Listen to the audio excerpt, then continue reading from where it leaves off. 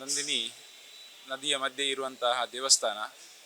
ನಂದಿನಿ ನದಿ ಪ್ರಾರಂಭವಾಗಿ ನಂದಿನಿ ನದಿ ಮುಗಿಯುವಲ್ಲಿವರೆಗೆ ಈ ಈ ಪ್ರದೇಶ ಏನುಂಟು ಇದು ಮಧ್ಯಪ್ರದೇಶ, ಅಂದರೆ ಕಟಿಯ ಪ್ರದೇಶ. ಆ ಕಟಿಯ ಪ್ರದೇಶದಲ್ಲಿ ನಿಂತ ಕಾರಣ ಈ ಜಾಗಕ್ಕೆ ಕಟೀಲು ಎಂಬುದಾಗಿ ಹೆಸರು ಬಂದಿದೆ. ಅರುಣಾಸುರನನ್ನು ಕೊಂದ ಬಳಿಕ ಉಗ್ರ ಸ್ವರೂಪಿಯಾಗಿದ್ದಂತಹ ಆ ಮಹಾದೇವಿಯನ್ನು ಶಾಂತ ಮಾಡಲೋಸುಗ ಜಾಬಾಲಿ ಮುನಿಗಳು ಎಳನೀರಿನ ಅಭಿಷೇಕವನ್ನು ಮಾಡ್ತಾರೆ. ಅದರಿಂದ ಸುಪ್ರೀತಳಾದಂತಹ ದೇವಿ ಶಾಂತ ಸ್ವರೂಪಳಾಗಿ ಇಲ್ಲೇ ನೆಲೆಗೊಳ್ತಾಳೆ ಅಂತ. ಇವತ್ತಿಗೂ ಇಲ್ಲಿ ಎಳನೀರಿನ ಅಭಿಷೇಕ ಹೇಳಿದರೆ ಒಂದು ವಿಶಿಷ್ಟವಾದಂತಹ ಒಂದು ಸೇವೆ.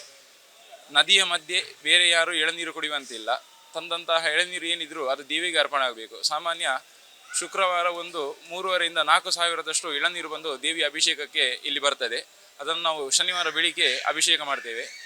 ಇನ್ನು ಶುಕ್ರವಾರದಂದು ವಿಶೇಷವಾಗಿ ಪೂಜಾದಿಗಳೆಲ್ಲ ಮಹಾದೇವಿಗೆ ನೆರವೇರ್ತದೆ. ಸಾಮಾನ್ಯ ಬೆಳಿಗ್ಗೆ 5:30 ಹೊತ್ತಿಗೆ ಅಭಿಷೇಕಾದಿ ಅಲಂಕಾರಗಳು ಎಲ್ಲ ಆಗಿ ದರ್ಶನಕ್ಕೆ ನಾವು ಅನುವು ಮಾಡಿಕೊಡ್ತೇವೆ.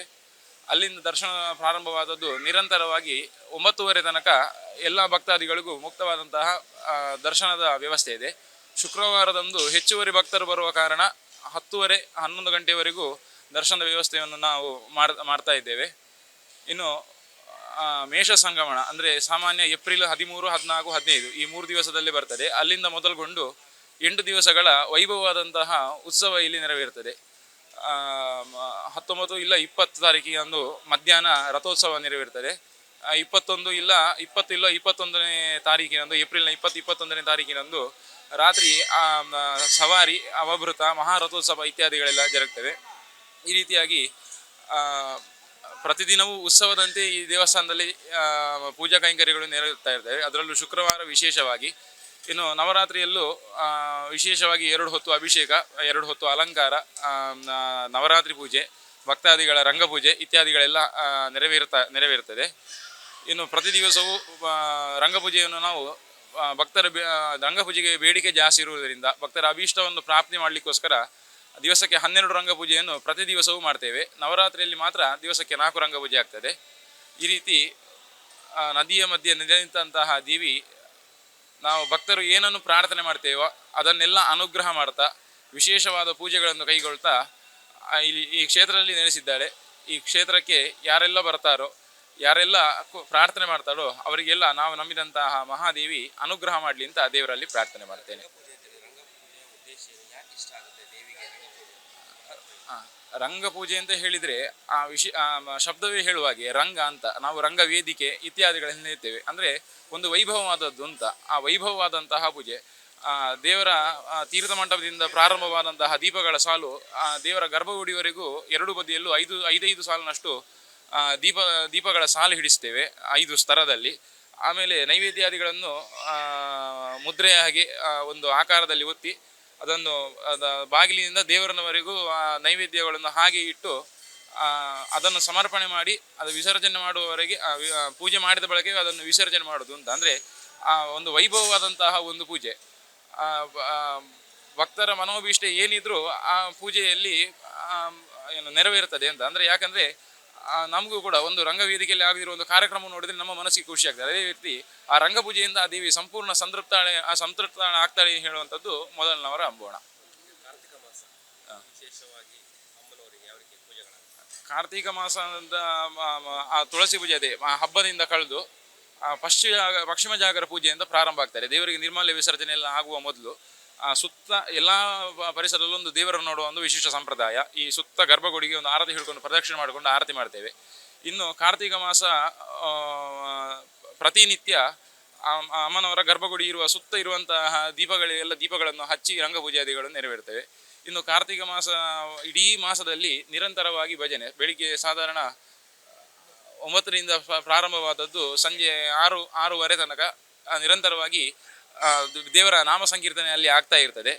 ಇನ್ನು ಭಜನಾ ಮಂಗಳ ಅಂತ ಇದರಲ್ಲಿ ನಾಳ್ದು ಶನಿವಾರ ಬರ್ತದೆ. ಭಜನಾ ಮಂಗಳ ಅಂತ ವಿಶೇಷವಾಗಿ ಏಕಾಹ ಭಜನೆ ಅಂತ ರಾತ್ರಿ ಇಡೀ ಭಜನೆ ಮಾಡುವಂಥ, ಬೆಳಿಗ್ಗೆನಿಂದ ಸೂರ್ಯೋದಯವರೆಗೆ ಭಜನೆ ಮಾಡುವಂತಹ ಒಂದು, ಅದು ಕಾರ್ತಿಕ ಮಾಸದ ಶುಕ್ಲ ಏಕಾದಶಿ ಅಂದು, ಅಂದರೆ ತುಳಸಿ ಪೂಜೆಯ ಮೊದಲ ದಿವಸ ಜಾಗರಣೆ, ರಾತ್ರಿ ಇಡೀ ಭಜನೆ ಆಗ್ತಿರ್ತದೆ.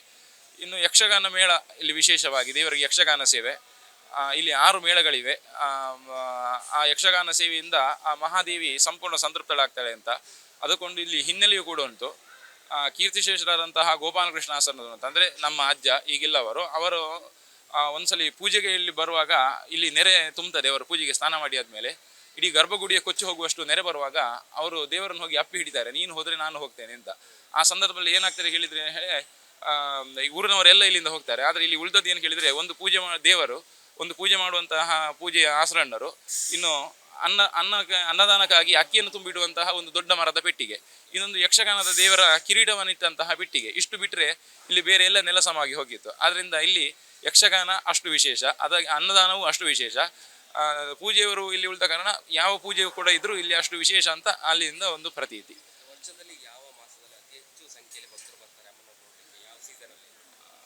ಸಾಮಾನ್ಯ ಎಲ್ಲ ಸೀಸನಲ್ಲೂ ಜನಗಳು ಬರ್ತಲೇ ಇರ್ತಾರೆ. ಸಾಮಾನ್ಯ ಕರ್ಕಾಟಕ ಮಾಸದಲ್ಲಿ ಒಂದು ಸ್ವಲ್ಪ ಕಮ್ಮಿ ಇರ್ತದೆ ಅಂತ ಬಿಟ್ಟರೆ ಮತ್ತೆ ಯಾವಾಗಲೂ ಕೂಡ ರಶ್ ಇಲ್ಲಿ. ಹೌದು, ಸಿಂಹ ಮಾಸ ಶ್ರಾವಣ ಅಲ್ಲ ಶ್ರವಣ ಅಂತ ಹೇಳ್ತೇವೆ ನಾವು ಇಲ್ಲಿ ತುಳು ಭಾಷೆಯಲ್ಲಿ.